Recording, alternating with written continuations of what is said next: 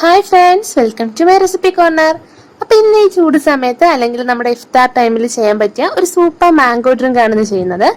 അപ്പൊ നമ്മൾ സാധാരണ ചെയ്യുന്നതിനേക്കാൾ കുറച്ച് ഡിഫറെന്റ് ആയിട്ടാണ് ഞാനിപ്പോൾ ചെയ്യുന്നത്. അപ്പൊ ഞാൻ ഇന്ന് പാലൊന്നും യൂസ് ചെയ്യാതെ വളരെ സിമ്പിൾ ആയിട്ടാണ് ചെയ്യുന്നത്. അപ്പൊ വീഡിയോ കണ്ട് ഇഷ്ടപ്പെട്ടാൽ എല്ലാവരും ലൈക്ക് ചെയ്യുക, ഫ്രണ്ട്സ് ഫാമിലി ആയിട്ടൊക്കെ ഷെയർ ചെയ്യുക. അതുപോലെ തന്നെ എന്റെ ചാനൽ സബ്സ്ക്രൈബ് ചെയ്തിട്ടില്ലാത്തവർ പ്ലീസ് ഒന്നങ്ങ് സബ്സ്ക്രൈബ് കൂടി ചെയ്തേക്കണേ. അപ്പൊ നമുക്ക് വീഡിയോ എങ്ങനെയാണെന്ന് നോക്കാം. അപ്പൊ അതിനായിട്ട് ഞാനിവിടെ ഒരു മാമ്പഴമാണ് എടുത്തിട്ടുള്ളത്.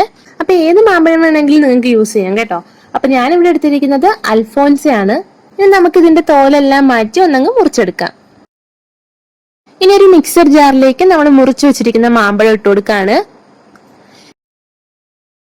ഇനി ഒരു 4-5 ഫ്രഷ് മിന്റ് ലീവ്സ് അഥവാ പുതിനയില, പിന്നെ ഒരു ചെറിയ പീസ് ഇഞ്ചി. അപ്പൊ ഇത് രണ്ടുമാണ് നമ്മുടെ മാംഗോ ജ്യൂസിന് ഒരു സ്പെഷ്യൽ ആൻഡ് ഫ്രഷ് ഫീൽ കൊടുക്കുന്നത്. ഇനി നമുക്ക് മധുരത്തിന് ആവശ്യമായിട്ടുള്ള പഞ്ചസാര ചേർത്ത് കൊടുക്കാം. അപ്പൊ പഞ്ചസാര മാമ്പഴത്തിന്റെ മധുരത്തിനനുസരിച്ച് ചേർത്താൽ മതി. ഞാനിവിടെ ഒരു 2 ടേബിൾ സ്പൂൺ പഞ്ചസാര ചേർക്കുന്നുണ്ട്.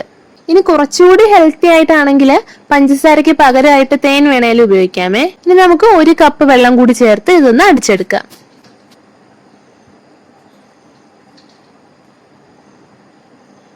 അപ്പൊ നല്ല തണുത്ത വെള്ളം ഉപയോഗിക്കാം. ഇനി ഐസ് ക്യൂബ്സ് വേണം എന്നുള്ളവർക്ക് അങ്ങനെയും ചെയ്യാം കേട്ടോ. അപ്പൊ ഇത് നന്നായിട്ട് അടിച്ചെടുത്തിട്ടുണ്ട്.